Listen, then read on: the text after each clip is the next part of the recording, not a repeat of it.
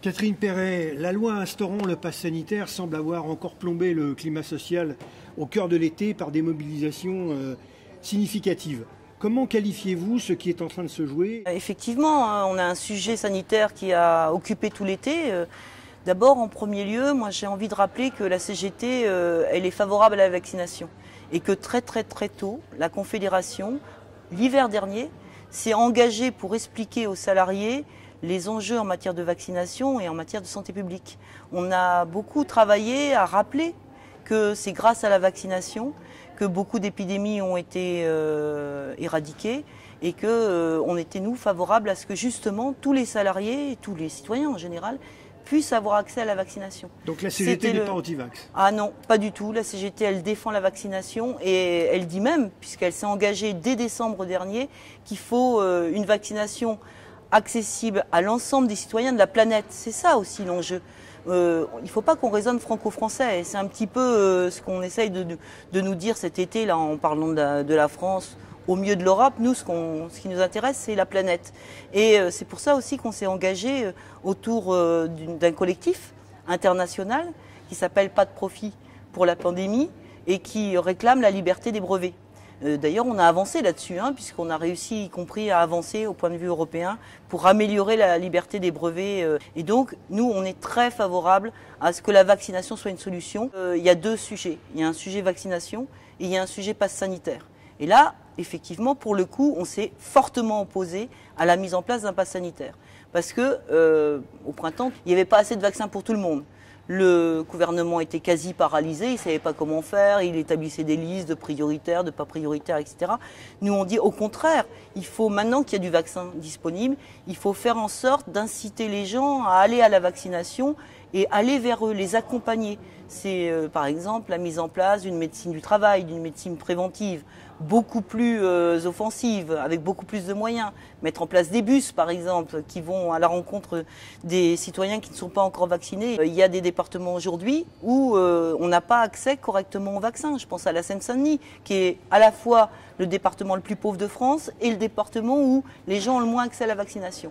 Donc, ce n'est pas le moment de mettre en place des contraintes. Et c'est en ça qu'on dit que le pass sanitaire, il est non seulement liberticide, inefficace, mais qu'en plus, il ne correspond pas à la nécessité d'accompagner socialement les gens isolés, les gens qui ont plus de difficultés à pouvoir justement avoir accès au vaccin. Donc là, c'est clair, on est anti-pass sanitaire. Et en plus de ça, la ministre du Travail, elle a rajouté quasiment avec le pass sanitaire un permis de travailler. Et là, évidemment, ce pass sanitaire, il va avoir des conséquences énormes sur le droit du travail. Encore une fois, ça nous rappelle la loi travail, toutes les déréglementations qui ont été faites par ces gouvernements libéraux successifs. Et le dernier est pas en retard en la matière. Et donc, nous, on dit, il n'est pas question qu'il y ait des gens qui perdent leur emploi, qui soient en suspension de leur contrat de travail parce qu'ils n'ont pas eu accès à la vaccination et qu'ils ne sont pas en règle vis-à-vis de leur employeur. Donc nous, on dit il faut se mobiliser. Et d'ailleurs, par rapport aux manifs du samedi, il y a eu beaucoup de manifs justement pendant la semaine venant des salariés, venant des sites et des lieux de travail qui dénoncent le pass sanitaire et qui dénoncent les conséquences sur le contrat de travail de la mise en place de ce pass sanitaire. Donc très clairement, on est aux côtés de ces salariés. On a d'ailleurs commencé à travailler des questions-réponses pour accompagner les salariés qui vont frapper à la porte des UL, des UD, qui vont aller demander c'est quoi les conséquences de la suspension de mon contrat de travail, est-ce que ça va avoir des conséquences sur ma retraite, sur ma protection sociale complémentaire, est-ce que je vais pouvoir retrouver un emploi, etc. Donc là, on est très aux côtés des salariés qui vont être victimes de ça. On a d'ailleurs commencé, parce que, par exemple, le Conseil d'État a censuré les suspensions de contrat pour les travailleurs précaires, qui était prévu au départ dans la loi, grâce à des interventions comme celle de la CGT, qu'on dit il n'est pas question que les intérimaires, que les saisonniers aient une suspension de leur contrat de travail parce qu'ils n'ont pas le pass sanitaire. Donc très clairement, anti-pass sanitaire, mais il ne faut pas faire l'amalgame entre anti-vax et pass sanitaire. Et je termine en disant que la CGT, elle ne manifeste pas sur n'importe quoi avec n'importe qui. Les gens qui noyotent un certain nombre de ces manifs le samedi, ils font partie de l'extrême droite. Tout le monde le sait. On a vu des affiches qui sont extrêmement choquantes, antisémites, racistes. qui sont contraires aux valeurs de la CGT. Donc ça, c'est pas possible aujourd'hui de manifester avec ces gens-là. Je rappelle quand même que le Rassemblement national, c'est un des premiers partis qui a dit qu'il fallait interdire les syndicats et singulièrement interdire la CGT. Donc ces mouvements noyautés par l'extrême droite, c'est des manifs emmenés à des fins politiques, idéologiques, qui ne peuvent pas être considérés par la CGT. Par contre, bien sûr, partout, et les soignants ont déjà commencé, hein, il y a beaucoup de manifestations devant les hôpitaux aujourd'hui.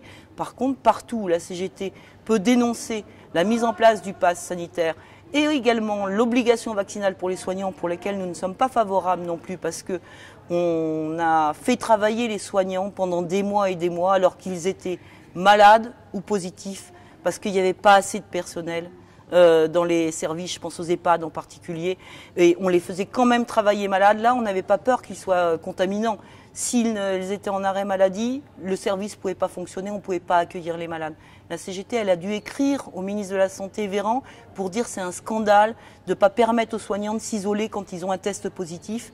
Et aujourd'hui, on voudrait les stigmatiser. Donc non, ça, on n'est pas pour l'obligation vaccinale des soignants. Mais par contre, il semble qu'il faille, au contraire, développer l'accès à la vaccination pour tous les citoyens. Je rappelle quand même les soignants, ils ont payé un lourd tribut à la crise. Ils n'ont pas eu de reconnaissance.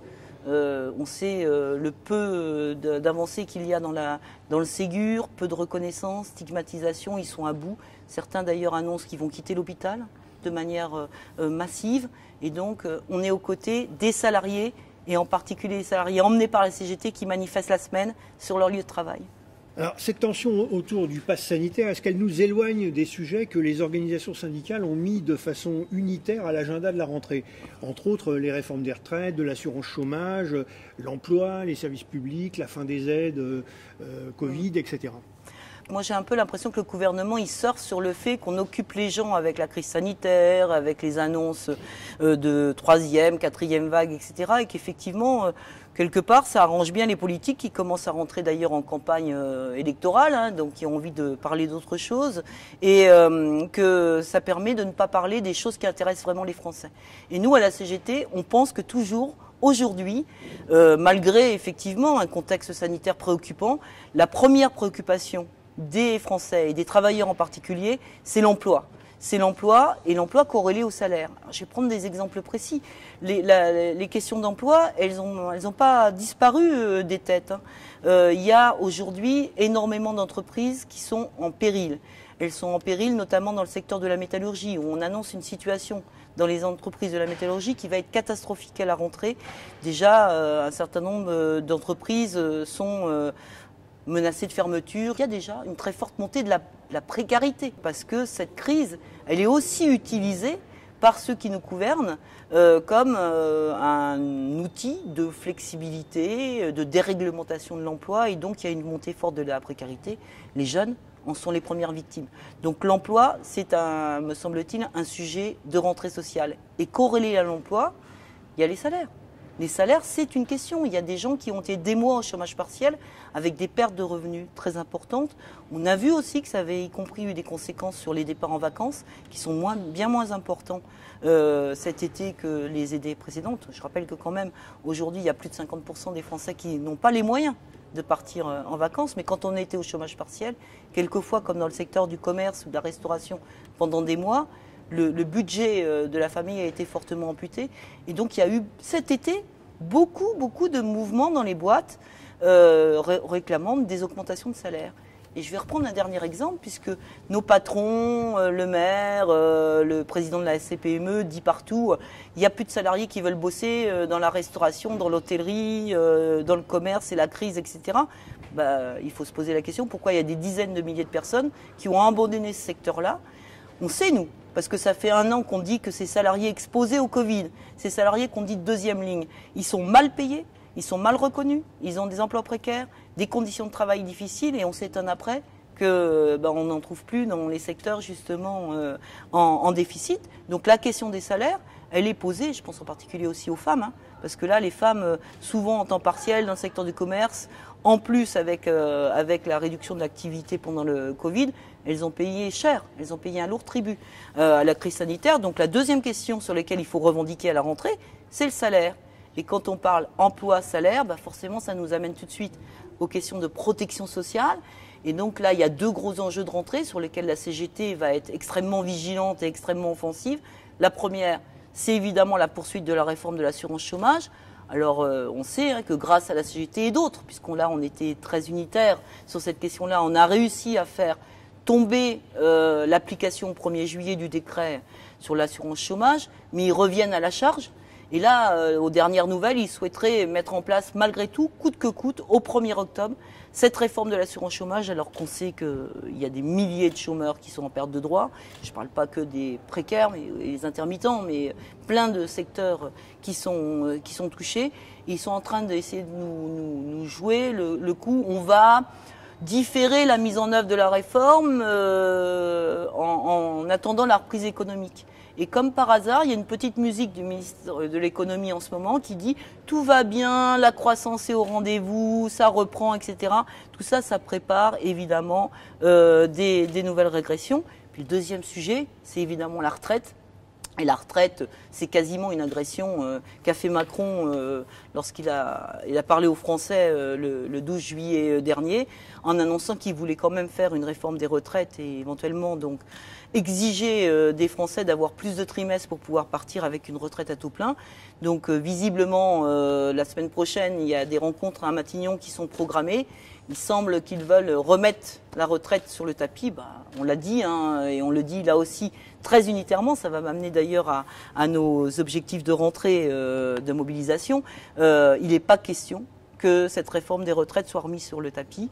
Que ce soit d'ailleurs pour l'ensemble des salariés comme pour la suppression des régimes spéciaux, parce que ça aussi c'est mis sur la table. On a travaillé cet été avec l'ensemble des organisations syndicales avec qui on a lutté sur contre la réforme des retraites Macron.